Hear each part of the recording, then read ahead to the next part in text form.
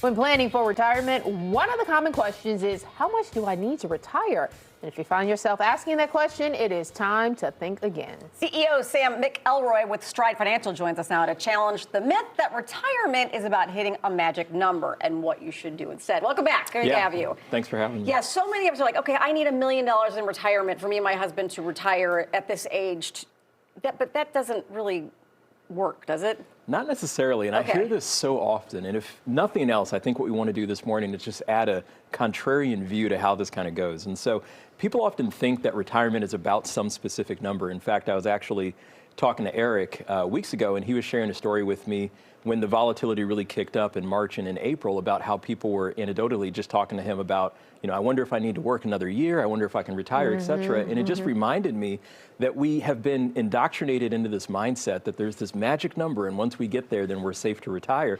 But there's so much else, so much more complexity that really goes into it.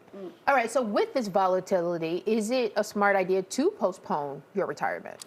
Depends on how you're structured. See, the reality is retirement is about so much more than just the price return on an asset. And that's really what the market value is telling you, is what you can sell the asset for.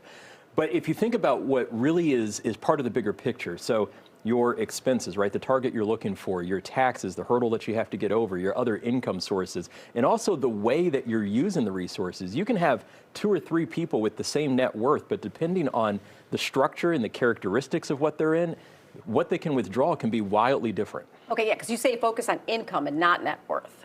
Yeah, I think that, it's both and, really. Okay. You want to have good price return, but you also got to make sure that what you own and control is actually producing new dollars so that you're in a position where you don't have to try to figure out when to sell assets. Okay. Okay, so then as you're trying to figure out this, you're going to your advisor. What are the questions you should be asking them? Yeah, that's a really great question, actually. So one of the first questions I would tell anyone to ask their advisor, and there's probably 2 or 3, right? So the first one is, what is the actual strategy that we're going to use for withdrawing money from my portfolio, right? Sometimes because we always look at statements and it has this market value, we view it almost like it's cash in the bank, Right. But it's not. Right. It's assets you own and control, and there's got to be a conversion process to turn it into physical cash. So that's the first. Okay. The second is we know that all assets can produce returns really in 2 predominant ways. Part of it can be income, part of it can be a price return. Most people have no idea how much they're earning in each category, but it makes a huge difference on sustainability of cash flow. And then the third one always has to do with risk. Not just risk tolerance, because that's just your emotional reaction to volatility, but things like risk efficiency, risk capacity. And if people are listening to this and they're saying, I have no idea, Sam, what you're talking about, that should be a huge clue that there's more for you to discover, more conversation that needs to really unfold. And you guys offer a retirement risk report so people can really see in paper what they could do, right? Absolutely.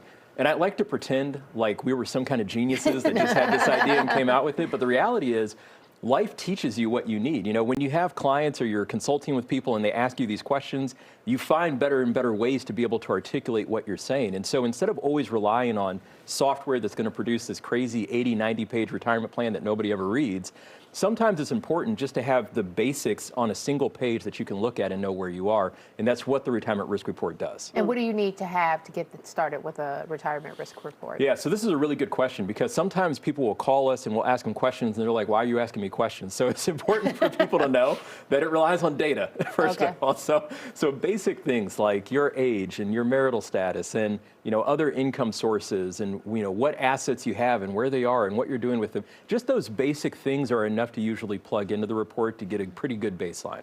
Well, and people can even call you and know what they need to know to find out where they should be next. I know that sounds a little funny, but people don't know a lot of things. You really don't. And the reality is, as much as we all want a simple answer, a universal answer, there isn't a universal answer. It's different for everybody. And so it starts with a simple conversation. And from that, you figure out, okay, here are the things you really have to focus on. And it may be different from somebody else. All right, Sam, thank you.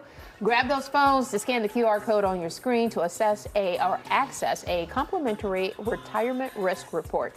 You can contact them by visiting StrideFinancialadvisors.com or giving them a call.